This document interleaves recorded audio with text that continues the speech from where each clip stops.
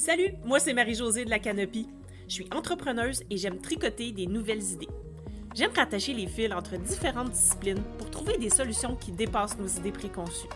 Chaque semaine, je pars à la rencontre d'autres entrepreneurs pour savoir ce qui les inspire, les stimule et les motive à passer à l'action. Sur ce podcast, on découvre de quoi on est game, puis de quoi on n'est pas game pour savoir qui on est en tant qu'entrepreneur. Changer de perspective, game ou pas game?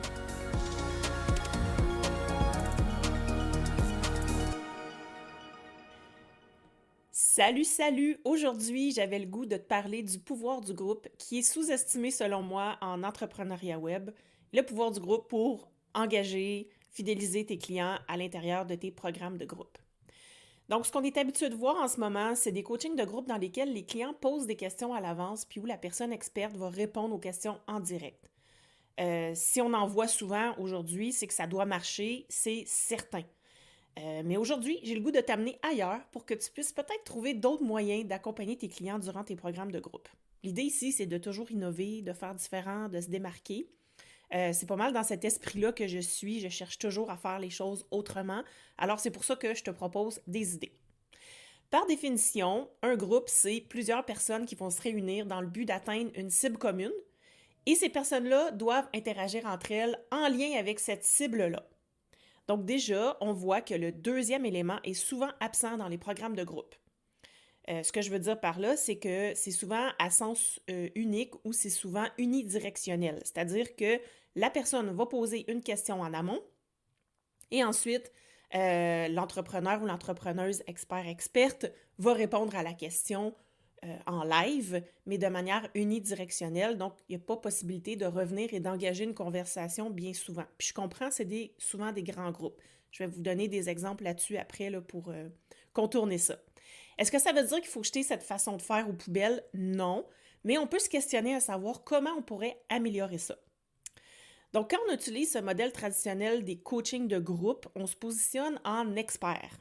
Donc, c'est quoi un expert? C'est celui qui sait. C'est celui qui détient la connaissance, puis c'est la personne qui a les réponses aux questions qu'on lui pose.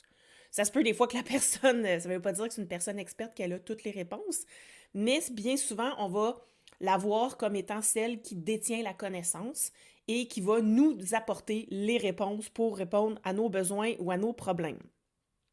Mais en réalité, dans un groupe, il y a plusieurs personnes qui possèdent plusieurs bouts de réponses.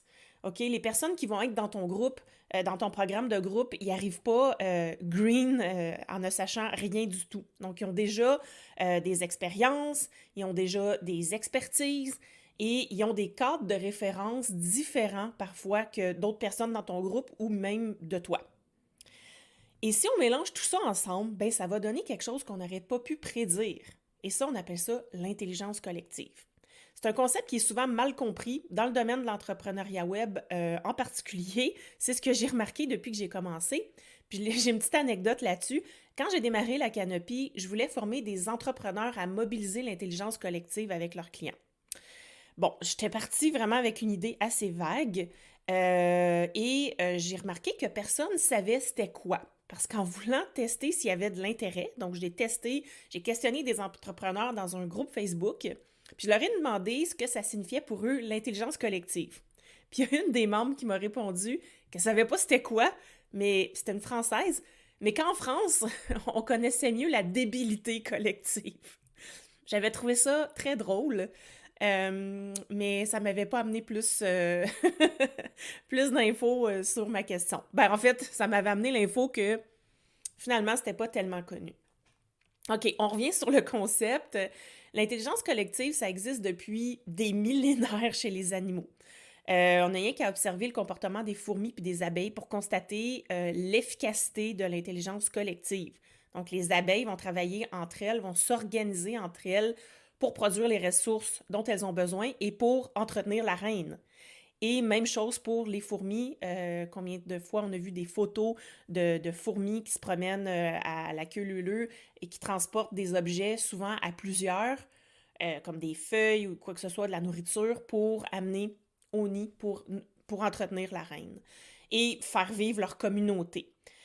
Donc, on voit que c'est couramment utilisée, en fait, ou mobilisée là, dans le milieu, de manière naturelle dans le milieu des animaux.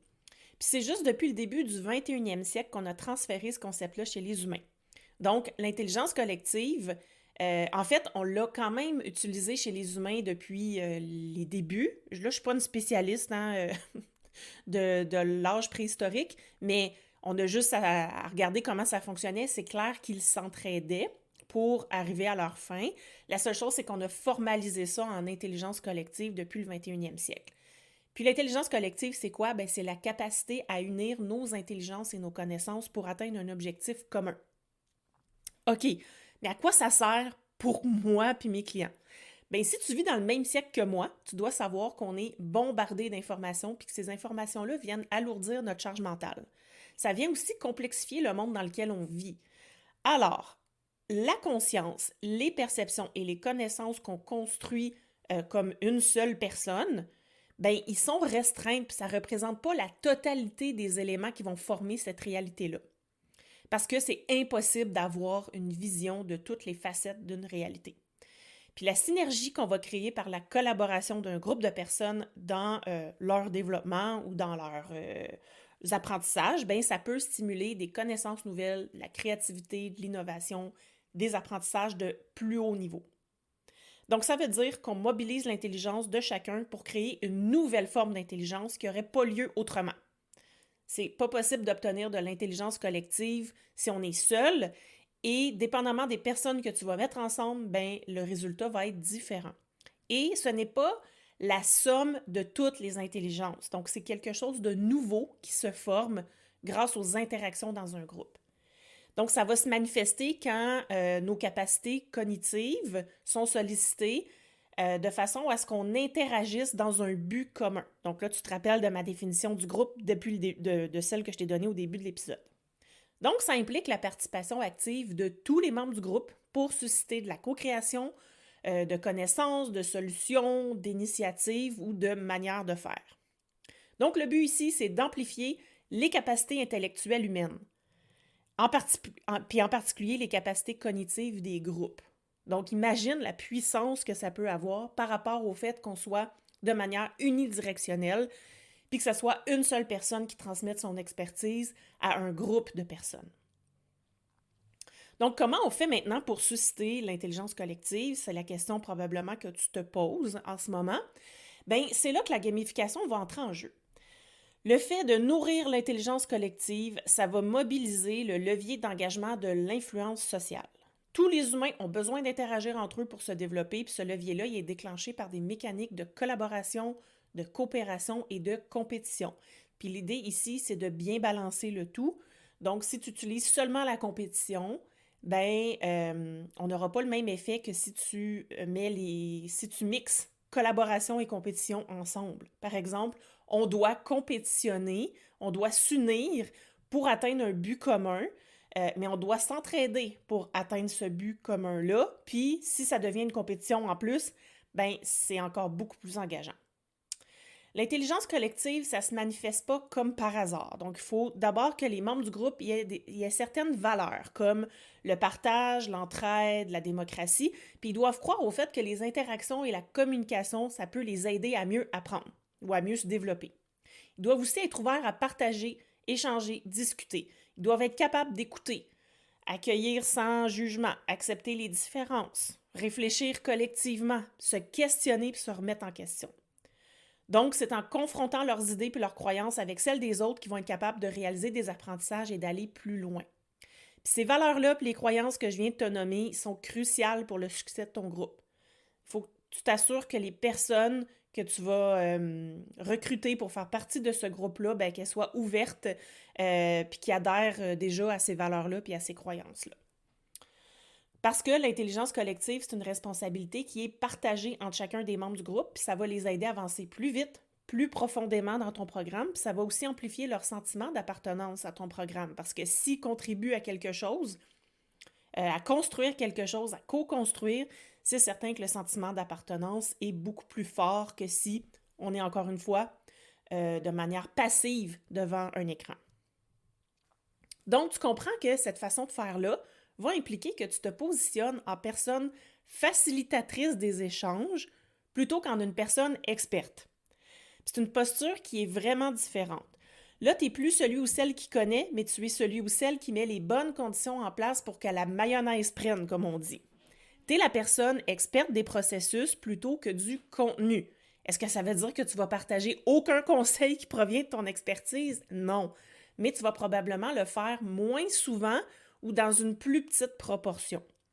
Pour que ce soit plus concret pour toi, je te propose 3 façons de prendre cette posture-là là, de personne facilitatrice des processus dans ton programme de groupe.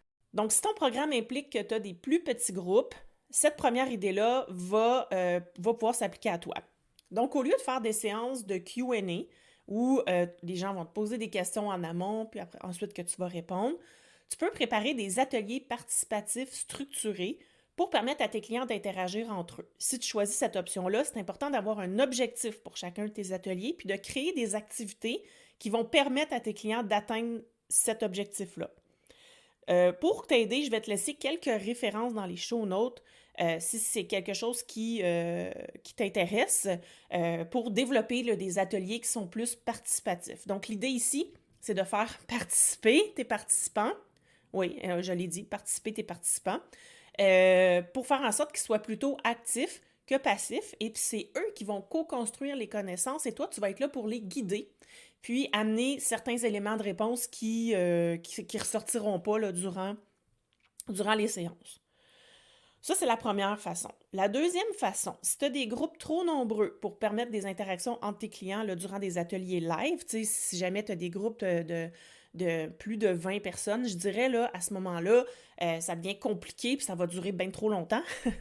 Donc, tu peux le faire de manière asynchrone dans un groupe, soit sur Discord ou Facebook. Bon, moi, comme tu as probablement écouté le dernier épisode, je privilégie Discord parce que c'est beaucoup plus facile d'utilisation pour moi quand on est capable de guider les personnes à l'intérieur. Ça devient beaucoup plus facile pour elles aussi de l'utiliser, puis ces possibilités de gamification sont infinies à l'intérieur, donc je trouve que ça améliore l'expérience. Si tu veux en savoir plus sur Discord et pourquoi je l'utilise, je t'invite à écouter l'épisode précédent, celui de la semaine dernière. Donc, je trouve que l'expérience est plus engageante et tu peux te servir des mêmes activités que tu aurais fait en synchrone, là, qui sont dans les documents que je vais te proposer dans les show notes, mais tu peux les adapter au fait que ce soit en asynchrone et en ligne dans une plateforme. Donc, l'idée ici, c'est soit de créer des challenges, soit de créer peut-être des activités de groupe, de créer des petits salons restreints, là. Donc, tu peux mettre quelques personnes dans les salons et leur proposer des activités en lien avec le développement et qui vont se faire quand la personne en a envie et quand elle est disponible. Ou bien, tu peux décider que tu le fais à des moments très précis durant la semaine. Donc, les personnes savent qu'à ce moment-ci, il y a quelque chose qui va se passer dans Discord, comme un live, comme un hot seat. Ça peut être aussi simplement des questions que tu vas leur poser ou des activités quelconques qu'ils vont pouvoir réaliser chacun de leur côté. Mais tu vois, l'idée ici, c'est de les permettre de collaborer, même si tu n'es pas directement avec eux au moment même de l'activité. Puis la troisième façon que je te propose, c'est quand tu animes tes groupes, d'utiliser le questionnement plutôt que de donner des réponses toutes faites. Quand une personne pose une question, souvent, elle a une partie de la réponse en elle. Elle veut simplement se faire valider ou bien obtenir la partie qui lui manque. Si tu la questionnes avant de lui donner la réponse, ça va lui permettre de s'auto-valider ou de prendre conscience qu'elle a déjà une partie de la réponse. Puis, elle va se sentir plus autonome en bout de ligne pour aller chercher le reste de la réponse. Puis, ça va engager une réflexion plus approfondie aussi chez les autres personnes qui sont présentes dans le groupe. Questionner, c'est un art. J'en conviens, c'est quelque chose qui se développe en le faisant. Mais assure-toi de poser des questions ouvertes pour susciter encore plus la réflexion. Si tu poses des questions fermées, donc une question fermée, c'est une question qui se répond par oui ou par non. Donc, ça ne fait pas en sorte qu'on va réfléchir. Par exemple, es-tu à l'aise avec ce concept-là? Oui. Plutôt que de dire, pourrais-tu m'en dire plus sur ce concept-là? Ou dis-moi en plus sur ce concept-là. Là, à ce moment-là, la personne va devoir aller puiser dans ses connaissances, puis parler à propos du concept, ce qui va faire en sorte qu'elle va mieux internaliser et mieux garder certaines connaissances. En fait, c'est qu'elle va se rendre compte qu'elle connaît beaucoup plus qu'elle pense. Et ça fait que la prochaine fois, avant de poser une question, elle va se questionner elle-même avant et ça va la rendre plus autonome. Donc, c'était les 3 façons que je te propose là, pour mobiliser l'intelligence collective dans ton groupe et le rendre plus engageant. Donc, je récapitule. L'idée numéro 1, c'est de faire des petits ateliers, des ateliers si ton groupe est plus petit, donc de faciliter des ateliers participatifs. La deuxième façon, c'est que si ton groupe est trop nombreux, de faire ça de manière asynchrone dans des plateformes comme Discord, Facebook, Telegram, etc. Puis la troisième façon, c'est d'utiliser le questionnement plutôt que de donner des réponses toutes faites. Et ça s'applique autant pour des petits que des grands groupes. Voilà, donc l'idée ici, c'est de rendre les personnes actives dans le processus, pas simplement spectatrices. Oui, les spectacles, ça peut nous faire réfléchir, mais si tu es dans l'action, tu vas mettre en pratique plus facilement, puis ça va s'imprégner plus en profondeur dans ton esprit. Donc voilà, j'espère que tu as apprécié cet épisode. N'hésite pas à me faire signe sur Instagram si tu as le goût de m'en parler. Puis sur ce, je te dis à la semaine prochaine. Si tu as aimé ce que tu viens d'entendre, aide-moi à faire connaître le podcast. Invite du monde à se joindre à notre gang. Abonne-toi puis mets 5 étoiles pour que tout le monde sache où on est. Puis rédige un avis sur ta plateforme d'écoute préférée. On se parle la semaine prochaine? Bye là!